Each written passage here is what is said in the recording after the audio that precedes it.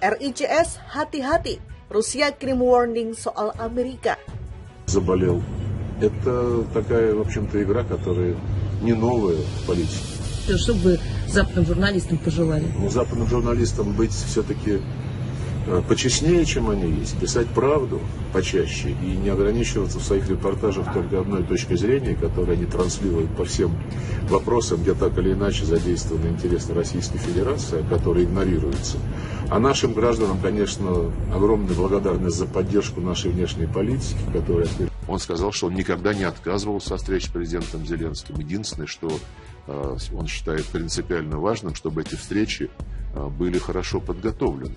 Сейчас ситуация такова, и вот эта вот кризисная обстановка на Украине, конфликт внутриукраинский, он так долго вызревал все эти годы, что накопилось огромное количество проблем, поэтому просто встретиться и обменяться, вот что ты думаешь, а что я думаю, это сейчас просто будет контр.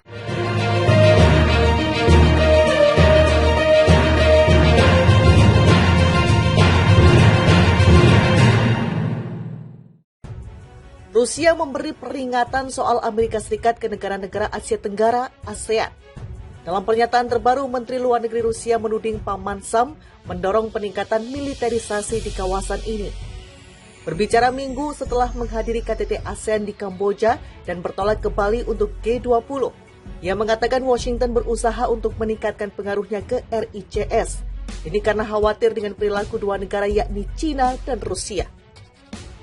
Amerika Serikat mendorong militerisasi di wilayah ini yang jelas ditujukan untuk menahan China dan membatasi kepentingan Rusia di wilayah tersebut. Tulis IFP dimuat Senin 14 November 2022. Strategi Washington tidak inklusif dan bersaing dengan struktur inklusif yang dibuat di sekitar ASEAN, tambahnya lagi. Hal yang sama juga dimuat Reuters. Lavrov melihat ASEAN akan menjadi sebagian media pertempuran strategis geopolitik bahkan hingga dekade mendatang. Amerika Serikat dan sekutu NATO-nya berusaha menguasai ruang ini, kata Lavrov kepada wartawan. Perlu diketahui Rusia telah berusaha untuk membina hubungan ekonomi, politik, dan keamanan yang lebih dekat dengan Asia sejak Barat memukul Moskow. Dengan sanksi yang belum pernah terjadi sebelumnya. Ini sebagai tanggapan atas serangan Kremlin ke Ukraina sejak Februari. Presiden Rusia Vladimir Putin menggambarkan Moskow dan Beijing sebagai pemimpin pemberontakan global melawan dominasi global pasca Soviet, yakni AS dan Barat. AS sendiri menempatkan China dan Rusia sebagai dua ancaman global utama. Sementara itu, Presiden AS Joe Biden sempat mengatakan negerinya berkomitmen untuk membangun Indo-Pasifik yang bebas dan terbuka, stabil dan makmur, serta tangguh dan aman. Itu ia utarakan kala mengungkap kemitraan strategis komprehensif antara AS dan kawasan beberapa waktu lalu. Rusia tuduh AS picu peningkatan militerisasi di Asia Tenggara. Menteri Luar Negeri Rusia, Sergei Lavrov, menuduh Amerika Serikat memicu peningkatan militerisasi di Asia Tenggara dengan mengatakan bahwa Washington berusaha untuk menahan pengaruh Beijing dan Moskow di wilayah tersebut. Dilansir kantor berita IFP Senin 14 November 2022, Lavrov menuduh Amerika Serikat mendorong militerisasi di wilayah ini yang jelas ditujukan untuk menahan China dan membatasi kepentingan Rusia di wilayah tersebut. Ketika invasi Rusia ke Ukraina mulai berlangsung, dan dengan sanksi-sanksi Barat yang menggigit, Rusia telah beralih ke Asia Tenggara dalam upaya untuk menopang ekonominya yang terpukul. Lavrov menyebut strategis Washington yang telah membuat Amerika Serikat mendorong hubungan yang lebih dekat dengan negara-negara Asia Tenggara, tidak inklusif dan bersaing dengan struktur inklusif yang dibuat di sekitar ASEAN. Hal ini disampaikan Lavrov saat berbicara kepada wartawan di Bandara Phnom Penh setelah menghadiri KTT ASEAN di Kamboja. Dan sebelum terbang ke Bali untuk KTT G20, di mana pemimpin China Xi Jinping dan Presiden Amerika Serikat Joe Biden akan bertemu.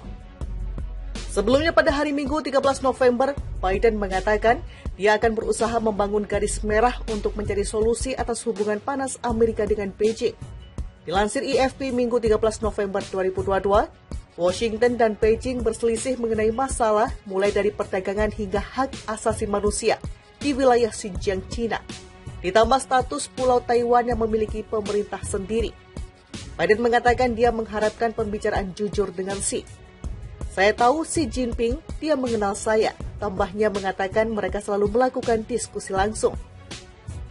Kedua tokoh itu telah saling kenal selama lebih dari 1 dekade. Sejak Biden menjabat sebagai wakil presiden, di hari Senin 14 November ini, keduanya akan bertemu tatap muka untuk pertama kalinya dalam jabatan mereka saat ini. Kami memiliki sedikit kesalahpahaman, kami hanya harus mencari tahu apa garis merah itu, kata Biden. Pejabat Gedung Putih mengatakan Biden akan mendorong China untuk menggunakan pengaruhnya untuk mengendalikan Korea Utara setelah serentetan uji coba rudal yang memecahkan rekor. Hal itu membuat kekhawatiran melonjak bahwa rezim tertutup itu akan segera melakukan uji coba nuklir ke-7. Rusia memberi peringatan soal Amerika Serikat ke negara-negara Asia Tenggara, ASEAN. Dalam pernyataan terbaru, Menteri Luar Negeri Rusia menuding Paman Sam mendorong peningkatan militerisasi di kawasan ini. Berbicara minggu setelah menghadiri KTT ASEAN di Kamboja dan bertolak ke Bali untuk G20, ia mengatakan Washington berusaha untuk meningkatkan pengaruhnya ke RICS. Ini karena khawatir dengan perilaku dua negara yakni China dan Rusia. Amerika Serikat mendorong militerisasi di wilayah ini yang jelas ditujukan untuk menahan China dan membatasi kepentingan Rusia di wilayah tersebut. Tulis AFP dimuat Senin 14 November 2022. Strategi Washington tidak inklusif dan bersaing dengan struktur inklusif yang dibuat di sekitar ASEAN, tambahnya lagi. Hal yang sama juga dimuat Reuters. Lavrov melihat ASEAN akan menjadi sebagian media pertempuran strategis geopolitik, bahkan hingga dekade mendatang. Amerika Serikat dan sekutu NATO-nya berusaha menguasai ruang ini, kata Lavrov kepada wartawan. Perlu diketahui Rusia telah berusaha untuk membina hubungan ekonomi, politik, dan keamanan yang lebih dekat dengan Asia sejak Barat memukul Moskow. Dengan sanksi yang belum pernah terjadi sebelumnya. Ini sebagai tanggapan atas serangan Kremlin ke Ukraina sejak Februari. Presiden Rusia Vladimir Putin menggambarkan Moskow dan Beijing sebagai pemimpin pemberontakan global melawan dominasi global pasca Soviet, yakni AS dan Barat. AS sendiri menempatkan China dan Rusia sebagai dua ancaman global utama. Sementara itu, Presiden AS Joe Biden sempat mengatakan negerinya berkomitmen untuk membangun Indo-Pasifik yang bebas dan terbuka, stabil dan makmur, serta tangguh dan aman. Itu ia utarakan kala mengungkap kemitraan strategis komprehensif antara AS dan kawasan beberapa waktu lalu. Rusia tuduh AS picu peningkatan militerisasi di Asia Tenggara. Menteri Luar Negeri Rusia, Sergei Lavrov, menuduh Amerika Serikat memicu peningkatan militerisasi di Asia Tenggara dengan mengatakan bahwa Washington berusaha untuk menahan pengaruh Beijing dan Moskow di wilayah tersebut.